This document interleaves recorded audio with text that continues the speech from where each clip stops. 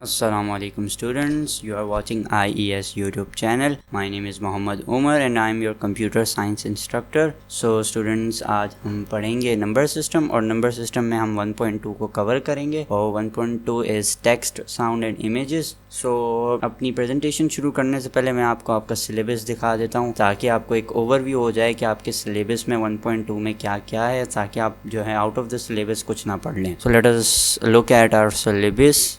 सो students, ये हैं आपका सिलेबस. आप स्क्रीन को पॉज करके जो है इस पे एक नज़र डाल सकते हैं. इट्स गुड कि आपको आपका सिलेबस पता हो कि आपके सिलेबस में क्या क्या आ रहा है, तो आप जो हैं इन पिक्चर्स पे पॉज करके जो है इसको पढ़ सकते हैं. So now let me get back to my presentation again. तो अब अगर मैं मूव ऑन करूं अपनी नेक्स्ट स्लाइड पे, सो नेक्स्ट स्लाइड जो है हमारी वो है ऑब्जेक्टिव्स. सो जब हम ये चैप्टर पढ़ेंगे हम जो है इन चीज़ों पे फोकस करेंगे. यहाँ पर जो 4 चीज़ें आपको बताई गई हैं, सबसे पहले जो है वो है कैरेक्टर सेट्स के कैरेक्टर सेट्स जो हैं वो कितने टाइप्स के कैरेक्टर सेट्स होते हैं, और फिर जो सेकंड चीज़ है वो है साउंड, और थर्ड जो है वो है image. So now let me move on to my next slide. So next slide पे अगर हम देखते हैं तो हमें हेडिंग दिखेगी कैरेक्टर सेट्स. कैरेक्टर सेट्स में सबसे पहली जो हेडिंग आएगी वो है ASCII कोड की. ASCII कोड और the American standard code for information interchange. It consist of 7-bit codes that represent the letters, numbers and character. So basically एक स्टैंडर्ड ASCII कोड जो है वो आपके कीबोर्ड में पाया जाता है. जो आपका नॉर्मल कीबोर्ड है, जो आपका एक स्टैंडर्ड कीबोर्ड होता है, उसमें एक स्टैंडर्ड ASCII कोड यूज़ हुआ होता है. अगर आप अपने कीबोर्ड पर नज़रसानी करेंगे तो आप देखेंगे कि आपके कीबोर्ड में 127 डिफरेंट कैरेक्टर्स आपको देखने को मिल जाते हैं, डिफरेंट नंबर्स और लेटर्स देखने को मिल जाते हैं. तो यहाँ अगर हम बात करें हमारे थर्ड पॉइंट की, तो हमें पता चलता है कि it has some disadvantages such as के it can not represent non English characters. ऐसा इसलिए है कि आपके पास यहाँ पर सिर्फ 7 बिट्स मौजूद हैं. सो अब अगर हम नेक्स्ट हेडिंग पे देखें एक्सटेंडेड ASCII कोड, तो एक्सटेंडेड ASCII कोड जो है it is an updated version of ASCII code.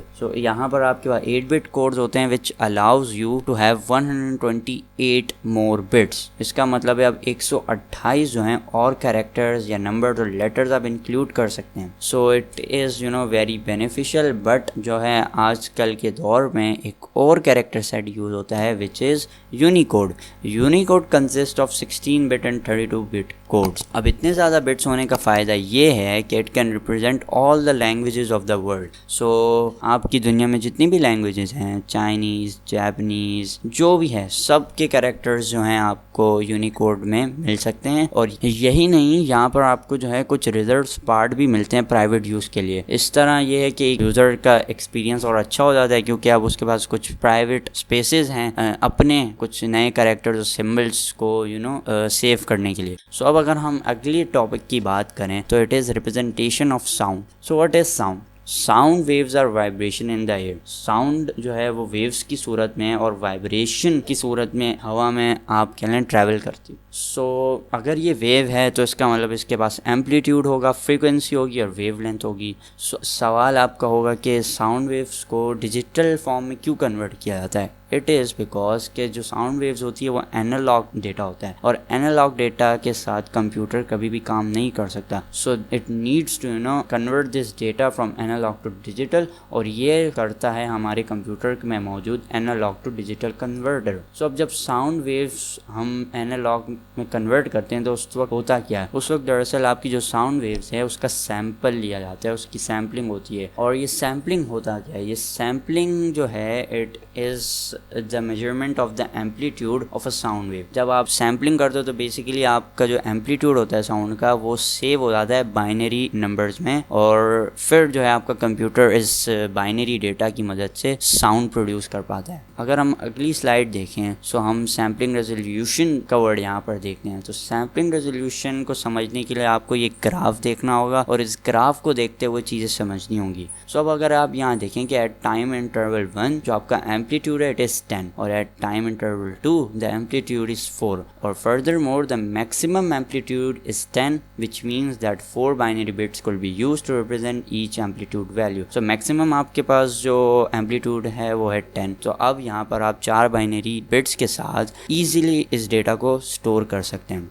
सो अगर हम जो है बिट्स को इंक्रीज़ करेंगे, यानी अब ज़्यादा बिट्स जो हैं हम यूज़ करेंगे एक नंबर को शो करने में, अगर फ़र्ज़ करें यहाँ पर हमारे पास 255 हमारा मैक्सिमम एम्पलीट्यूड होता तो शायद हम यहाँ पर अब 8 बिट यूज़ करना पड़ जाता। सो 8 बिट यूज़ करने से होगा क्या कि जितनी ज़्यादा हम बिट्स बढ़ाएंगे उतना ये जो साउंड की फ़ाइल होगी इसकी स्टोरेज बढ़ जाएगी। बट इसका फ़ायदा क्या होगा? इसका फ़ायदा ये होगा कि it will increase the accuracy of sample sound. अब जो साउंड आएगी ना इसकी एक्यूरेसी बहुत हाई होगी और ये एक हाई क्वालिटी साउंड होगी। So the number of bits per sample is known as the sampling resolution. So ये जो हम बिट्स यूज़ कर रहे हैं per sample, it is known as the sampling resolution. जैसा कि हमने यहाँ ऊपर वाली इस ग्राफ वाली एग्जाम्पल में 4 बिट्स यूज़ किए तो यहाँ पे 4 बिट्स पर सैम्पल यूज़ हो रहे हैं। तो sampling resolution is 4 bits per sample.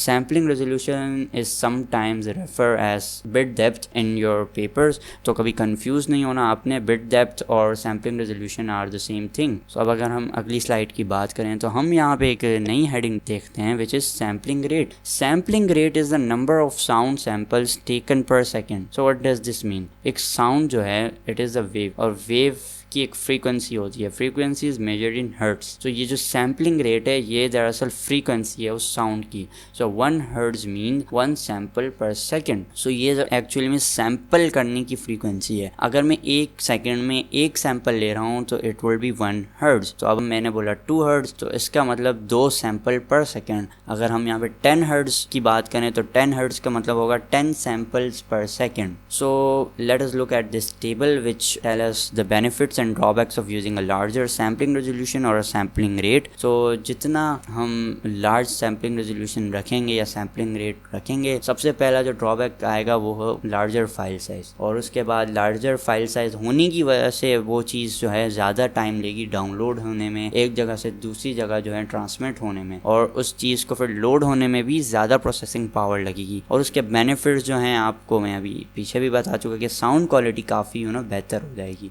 और अब अगर मैं अगली स्लाइड की बात करूं सो अगली slide is about the representation of images. So अब यहाँ पे हम इमेज के टॉपिक पे आ गए हैं। So what is an image? एक इमेज जो है it is made up of many pixels. So जब आप एक कैमरा से एक कैमरा से पिक्चर खींचते हैं एक डिजिटल कैमरा से, तो वो आपकी इमेज को as a bit map image store करता है। What is a bit map image? It is the raw image, सही है, which is made up of pixels. तभी अगर आप नोटिस करें तो आप जो एक कैमरा से पिक्चर लेते हैं वो काफ़ी हाई क्वालिटी का होता है। वो इसलिए क्योंकि वो एक बिटमैप इमेज है, वहाँ पे कोई भी क्वालिटी का लॉस नहीं है, कोई पिक्सल लॉस नहीं हुआ है। सो दैट इज़ वाई उसकी क्वालिटी बहुत हाई होती है। सो जो आपके पिक्सल होते हैं they can be represented as a binary number. इसको समझने के लिए हम लास्ट पॉइंट की तरफ आते हैं, जो चौथा हमारा बुलेट पॉइंट है वो है for example a black and white image only requires 1 bit per pixel as there are only 2 colours. इसका क्या मतलब हुआ कि एक ब्लैक और वाइट इमेज को शो करने के लिए पिक्सल्स या तो ब्लैक होगा या वाइट होगा। तो क्या हम इसको एज अ बाइनरी सेव नहीं कर सकते कि हम ब्लैक को 1 ले लें और वाइट को 0 ले लें? तो इस तरह कंप्यूटर भी ये डेटा समझ पाएगा और जो है ये डेटा स्टोर भी हम कर पाएंगे अपने कंप्यूटर में। जितने ज़्यादा हम कलर्स होंगे, अगर हमारे पास 8 कलर्स हैं तो हमें 8 बिट्स चाहिए होंगे इन कलर को रिप्रेजेंट करने के लिए। सो जितने ज़्यादा आपके कलर होंगे उतनी ज़्यादा पिक्चर का साइज़ बढ़ जाएगा, उतना पिक्चर जो है फिर डाउनलोड होने में ज़्यादा टाइम लेगी क्योंकि उसका साइज़ बढ़ गया है। तो ये एक ऑब्वियस सी बात है कि उसका जो है डाउनलोडिंग टाइम भी बढ़ जाएगा। So hence a bitmap image stored in a computer as a series of binary numbers. तो अब अगर हम अगली हेडिंग की बात करें विच इज़ कलर डेप्थ। तो what is colour depth? Colour depth is the number of bits used to represent each colour. अब ये मैंने ऊपर भी आपको समझाया कि एक कलर को रिप्रेजेंट करने के लिए हमको बिट्स का यूज़ करना पड़ेगा ताकि हम उसको कंप्यूटर में स्टोर कर पाएँ। सो जितने ज़्यादा बिट्स हम यूज़ करेंगे उतनी ज़्यादा कलर डेप्थ होगी। तो अगर कहीं पर आपने देखा कि लिखा हुआ है 8 बिट कलर डेप्थ, तो it would mean that each pixel can be one of 256 colours, क्योंकि यहाँ पर अब हमारे पास 256 पॉसिबिलिटीज़ हैं जो हम इन डिफरेंट कलर्स को मिक्स करके बना सकते हैं। बट मॉडर्न डे कंप्यूटर्स जो हैं वो 24 बिट कलर डेप्थ यूज़ करते हैं which means more than 16 million different colours. So last point अगर हम देखेंगे, increasing the colour depth also increases the size of the images. ये मैं आपको पीछे भी बता चुका है पहले भी कि जो है जितना ज़्यादा कलर होगा उतना ज़्यादा इमेज का साइज़ बढ़ेगा, और जितना ज़्यादा कलर होगा यानी उतने ज़्यादा बिट्स यूज़ करने पड़ेंगे, जितने बिट्स यूज़ करने पड़ेंगे उतना आपका कलर डेप्थ इंक्रीज़ होगा।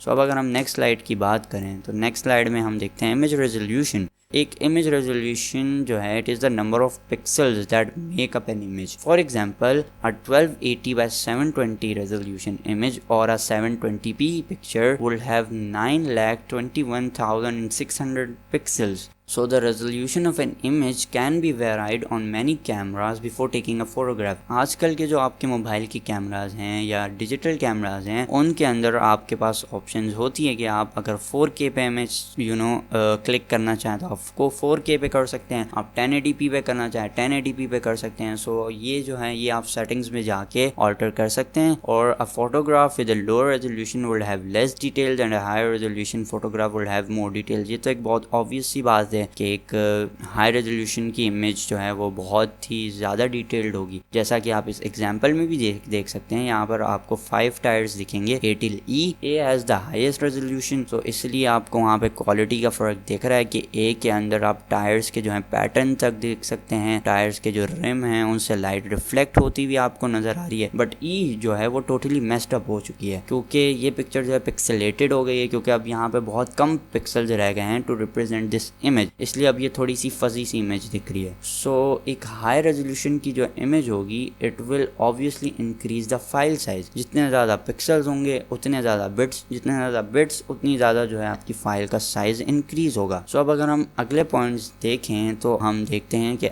high resolution image takes more time to download from the internet. So एक high resolution image जो है, क्योंकि उसका जो साइज होगा वो बहुत ज़्यादा होगा, so it will take more time to download from the internet. तो अगला पॉइंट अगर हम देखते हैं तो हाँ, high resolution image will also take more time to transfer. ये भी एक बहुत ऑब्वियस सी बात है, क्योंकि उस पिक्चर की जो है क्वालिटी बहुत ज़्यादा है और उस वजह से उसका जो स्टोरेज है, उसकी जो स्पेस है वो बहुत ज़्यादा है. सो अब अगर हम लास्ट पॉइंट की बात करें, it is that a certain amount of reduction is possible before the loss of quality could be noticed from the human eye. So अब अगर हम पीछे इस एग्जांपल को देखें, now look at picture A and B, they both look identicals, but there is one difference. वो ये है कि B जो है इसका साइज़ कम है और A का साइज़ ज़्यादा है. वो इसलिए कि B में कहीं ना कहीं रिडक्शन की गई है, कहीं ना कहीं पिक्सल्स कम किए गए हैं, बट जो ह्यूमन आई है वो इसको नोटिस नहीं कर पाती. सो इसी तरह अगर हम स्पेस हमारे पास शॉर्ट है, हम जो है ज़्यादा पिक्चर सेव करना चाहते हैं अपने हार्ड ड्राइव में, तो हम जो है थोड़ी सी रिडक्शन कर सकते हैं एक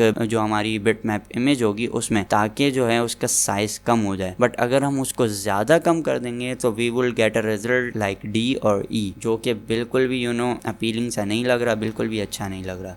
सो that is all from my side. I hope कि आज की जो वीडियो है वो उसमें मैं आपको काफ़ी बेहतर अंदाज में चीज़ें समझा पाया हूँ. अगर आपको इस वीडियो से कोई हेल्प हुई तो please don't forget to like the video and subscribe to our channel. I will meet you in the next video. तब तक अपना बहुत ख्याल रखिएगा. खुदा हाफिज़.